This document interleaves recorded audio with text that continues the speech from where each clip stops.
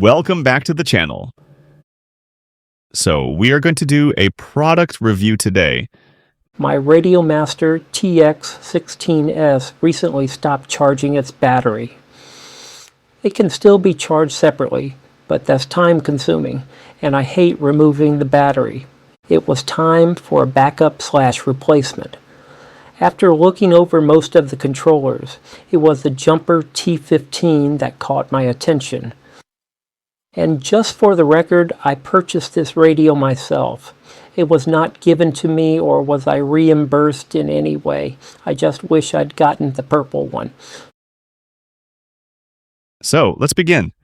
Today, we're diving into a full hands-on review of the Jumper T15, a compact, colorful, and feature-packed radio that's been turning heads in the FPV world. Is it worth the hype?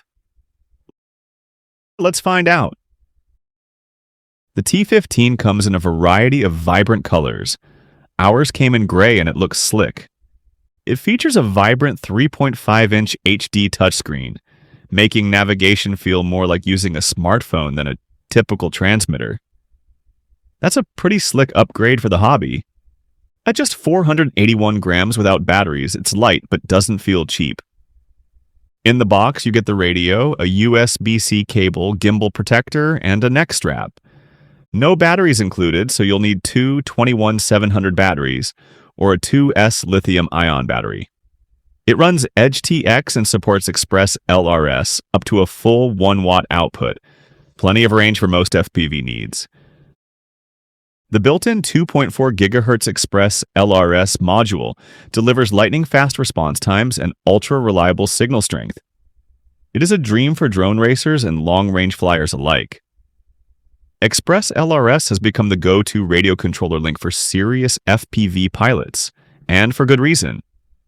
It's not just hype, it's a full-on performance upgrade. Here's why it's worth your attention. Ultra-low latency, ELRS delivers response times as low as 4 to 6 milliseconds, especially on 2.4 GHz at high packet rates, up to 500 Hz.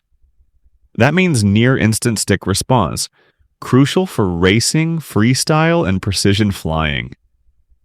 Insane range with just 100 milliwatts. Pilots have pushed ELRS to 40 kilometers on 900 megahertz.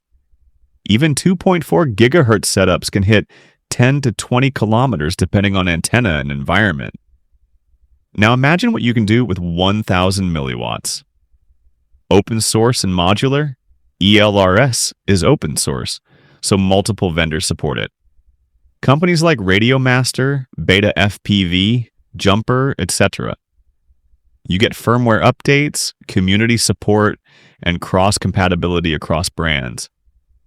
Cost-effective because there's no licensing fee and competition is fierce, ELRS gear is affordable without sacrificing quality.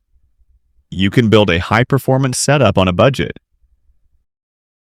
As for the switches, the layout is intuitive with a mix of 2 and 3 position switches, momentary toggles, and rotating dials.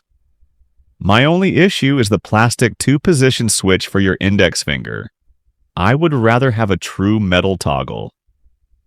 I'm used to my arm disarm being in a certain place and working a certain way. If my information is correct, there is a mod kit available to replace those 2 front switches. I especially love the RGB programmable buttons. Still need to figure out how to use them better. Flying with the T15 feels great. The gimbals are smooth and the internal ExpressLRS module performs reliably. I've tested it on a few builds and the link quality has been rock solid.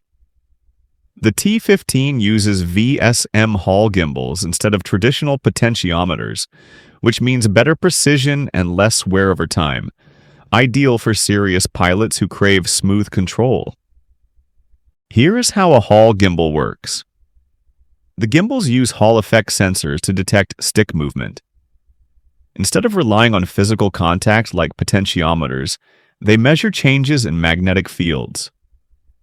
A magnet is attached to the moving part of the gimbal, the stick, and the Hall sensor is fixed nearby. As the stick moves, the magnet shifts position relative to the sensor. The sensor detects the magnetic field strength and converts it into an analog signal that represents stick position. This, of course, extends the life of your controller. The touchscreen is responsive and the UI is clean. Edge TX really shines here. Running a standard OS makes it is a simple switch over from the Radiomaster. The Jumper T15 screen is one of its standout features. While the screen is gorgeous indoors, it's not the brightest under direct sunlight. That's one of the few trade-offs. The resolution is 480 by 320 and is a IPS display, giving you crisp visuals and vibrant colors. It features a fully responsive touchscreen that feels more like a smartphone than a traditional RC transmitter. Navigating menus, adjusting settings, and running LUA scripts is intuitive and fast. Interestingly, the T15 ditches the SD card slot entirely. Instead, it relies on internal storage and USB connectivity, which I guess simplifies updates and eliminates some common points of failure. Not really sure how I feel on that one. Guess not too bad since I won't have to replace it. For under $180, the Jumper T15 is a serious contender. It's compact, powerful, and customizable, perfect for pilots who want a travel-friendly radio without sacrificing features. If you're upgrading from something like the Zorro or looking for a second radio, this one's worth a look. If you found this review helpful, give it a thumbs up and subscribe for more FPV content. And drop a comment if you're flying the T15 or thinking about picking one up. Until next time, happy flying. Thanks for watching, and don't forget to hit like and subscribe for more drone-related content.